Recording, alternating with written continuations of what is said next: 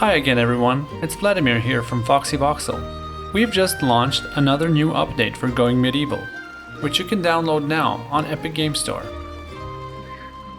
In this update, we've added water as a major new feature to the game environment, alongside fishing and other new content. Water is something we've wanted to add to Going Medieval for a while now, and we've been working hard to simulate it in a way that makes it feel natural within the existing game world.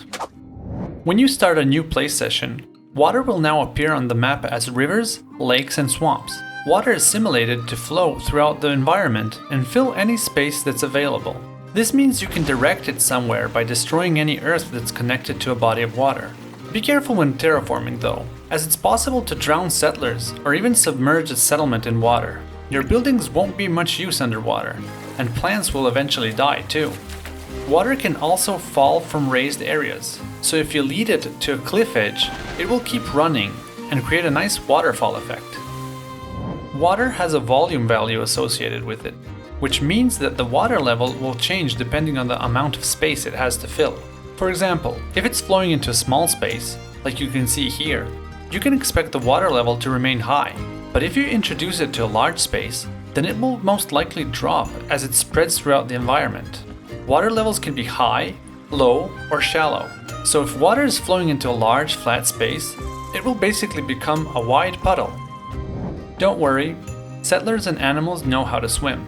Settlers will only swim when necessary, as it will apply a wet effect to them that lowers their mood. In extreme cases, such as during the winter months, becoming wet can even give them hypothermia. You'll also need to make sure that the water level is high enough for them to get out, otherwise they can drown. Settlers can pick up any piles located beneath the water, and if needed, even fight enemies while swimming. It's not exactly graceful though. Introducing water to the game naturally means we now have fish too. These will regularly spawn in any rivers and lakes on the map. There are a few different kinds of fish, including pike, trout, and eels. These don't really behave like other animals in Going Medieval, but instead function as a resource.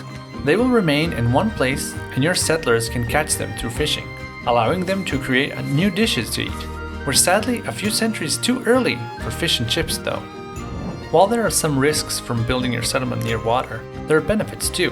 Having fish nearby will guarantee a regular supply of food for your settlers, and rivers will act as a natural defense against invading barbarians.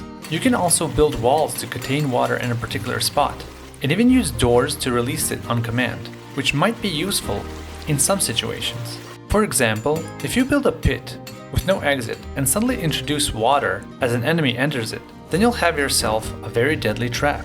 That's just a suggestion though. There are likely other unique ways you can use water in Going Medieval, so we're looking forward to seeing how players take advantage of it when building their settlements. We think having the ability to make rivers and waterfalls will also create some cool new creative opportunities. Perhaps someone will make their own version of Venice in medieval Britain, or build an elegant waterfall palace for their settlers. We've also added a new water-themed map type.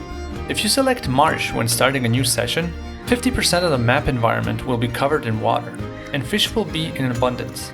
This map type offers a pretty different type of game experience, as there won't be much land to use for agriculture, and you'll need to be more strategic when building too. Finally, we now have the water rat as a new animal variant, along with mallets, which appear in groups and can be hunted by your settlers.